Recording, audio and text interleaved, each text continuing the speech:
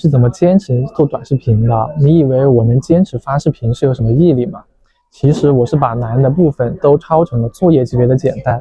我做内容最开始的那阵子每天都在想，明天我要录一个更好的，结果每天都在等更好的自己出现。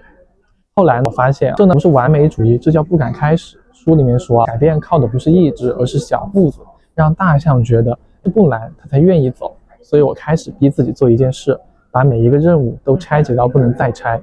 比如，不要求拍一条视频，而是只录15秒的声音；不要求剪辑，只加个字幕就行；不要求爆款，只要求今天比昨天能够多说一句真话。